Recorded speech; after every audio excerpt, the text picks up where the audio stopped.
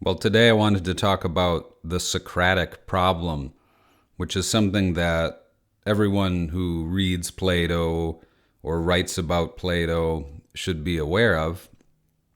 Anyone who's studying Plato and the ancient Greek thinkers should have this in mind. The Socratic problem is roughly this, that it's almost impossible to untangle Socrates as a character as he appears in Plato's dialogues from Socrates as an actual, real, living historical figure, and then to untangle those two identities of Socrates from Plato's thinking himself. The reason is because we don't have any writings from Socrates. Socrates only appears as a character in Plato's dialogues. And though Plato seems to present these dialogues as being real conversations between real people, we have actual historical figures, citizens of Athens, prominent members of society, and people that Socrates would have actually associated with. And we have real historical events like Socrates going to trial in front of the court of Athens. Despite that, it's hard to imagine that Plato is actually keeping a perfect record of these conversations as they actually happen. They're somewhat fictional representations. And Plato is presenting Socrates in a particular light and for particular purposes to convey particular messages. So this is something we have to be aware of when we're writing. So, we want to think about accuracy. It's hard to write a truthful sentence that says something like, Socrates thought that X. Socrates believed such and such, or even Plato believed such and such.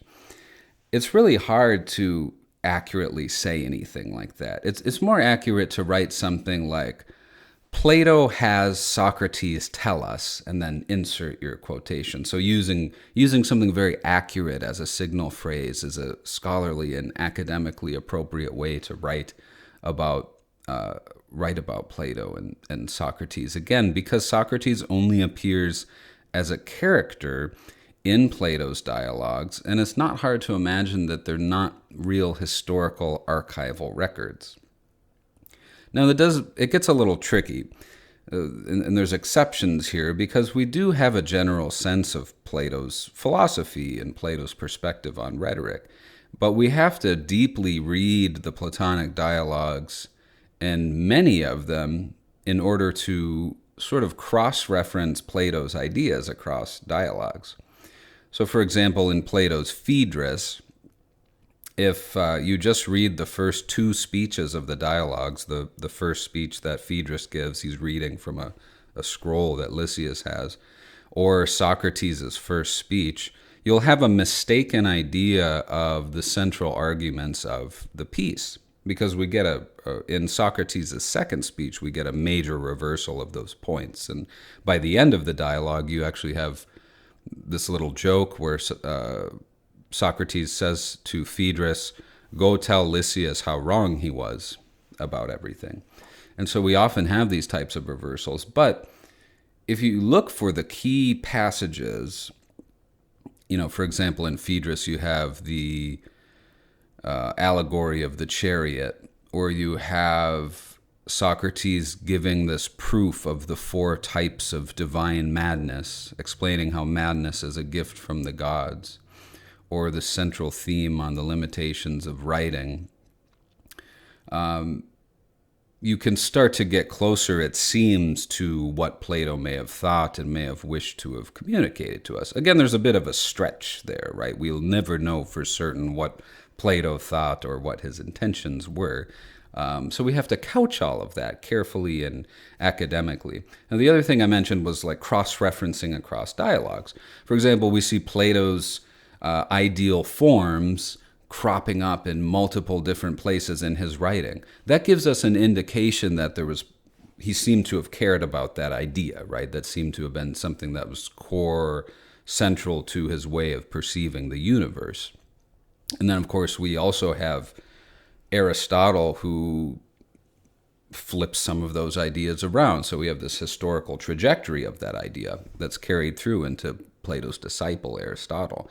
And so it's through kind of triangulating these ideas that you get a more accurate sense of what these thinkers, what these rhetoricians, what these philosophers may have been trying to communicate. But there's a lot more that we could say about that, but roughly that's the Socratic problem, is that it's nearly impossible to detangle Socrates as a character in the Platonic dialogue, Socrates as the character that Plato writes him as, from, Socrates the stonecutter, Socrates the real living actual person who lived in ancient Athens, and then separating those two identities of Socrates from Plato himself. Because, Plato doesn't write any first-person essays. The essay doesn't exist in the form that we know it now. That genre doesn't exist in ancient Athens. So we never have Plato in the first person saying, I think X or I think Y.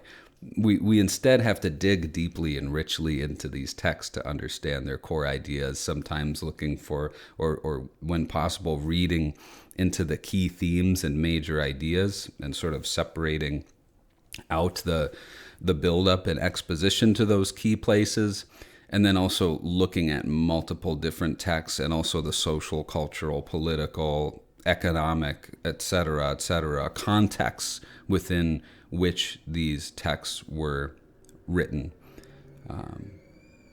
Great. Leave me any comments if you're confused about anything. I think this is a key kind of basic idea to have in your back pocket when you approach any of the Platonic dialogues.